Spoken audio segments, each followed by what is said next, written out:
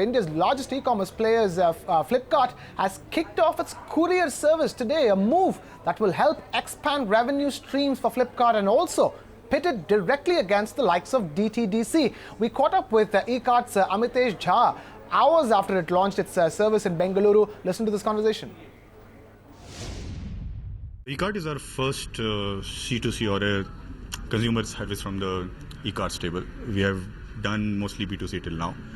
So for us, it is very, very significant from that point of view. This is the first time that we'll be interacting with the consumers end to end, and which is a very, very significant step for us. So from that point of view, it is actually much more important than just the revenues. It is a statement of intent from our brand. In terms of revenue, it is a very significant portion, but obviously since B2B and B2C shipments are generally very high, the percentages will be lesser, but in terms of intent and impact on the consumers and the brand, it will be much more than that. Right.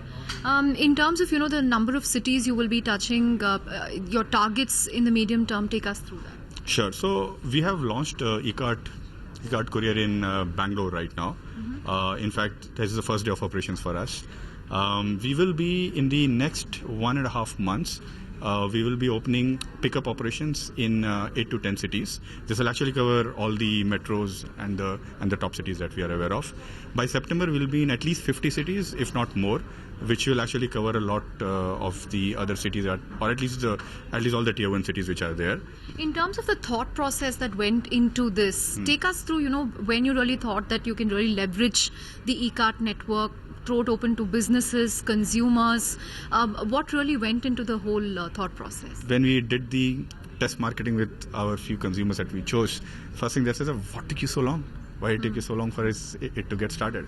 And we said, yes, that's the first thing.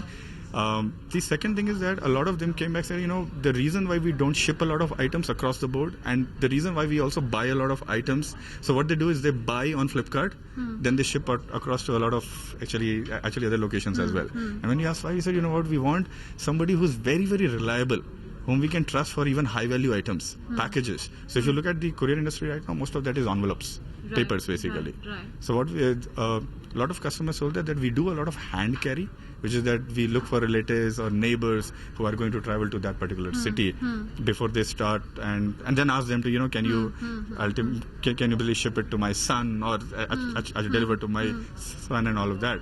So for them, this became the primary thing. In terms of what your own differentiators will be vis-a-vis other companies you're competing with, other courier companies, is it going to be the fact that you will be doing these pickup from home, you already have a critical mass of user base, also you come into the packaging perspective, are these going to be some of the differences? Yeah, absolutely. See, the first differentiation on why people will be choosing Ekart is that it provides the same level of reliability that they have associated the overall Flipkart brand as well with it.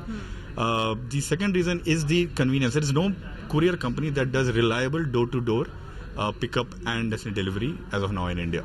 We will give slots, we will provide packages, we'll package it right in front of the consumer. In terms of, Ekart operations, Vinny has gone on record to say that Ekart and Myntra will perhaps be the entities, that will kick in profits first. So what kind of targets are you working with there in terms of, when Ekart will be profitable? So I think we are looking at a very, very fast pace for essentially profitability in Ekart. So Ekart is going to be a cash generating engine for Flipkart as a group.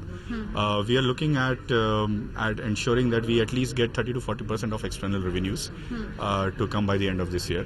That will also basically translate to a lot of profitability, because a lot of our costs are fixed costs which are already covered for. So yeah, exact numbers I can't be. 30 to 40% would include business establishments, consumers, everything. Everything, yes, absolutely.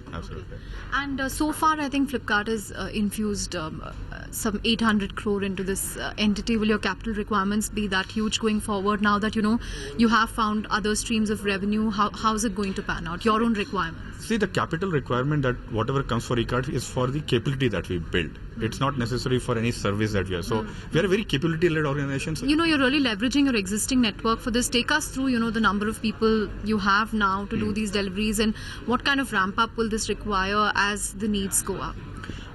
So we right now have around 15,000 people in our last mile operations. I think the big ramp up will be required in terms of the kind of services that we essentially put in. So you don't need to hire? Yeah, for C2C customers, we don't need to hire because, as I said, right, we already do more than those shipments in terms of B2C as well. Find us on Facebook at facebook.com/ETNow and don't forget to click the like button. You can also follow us on Twitter at ETNowLive. To stay updated with all our programming, hit the subscribe button on our YouTube channel by logging on to youtube.com/user/ETNow.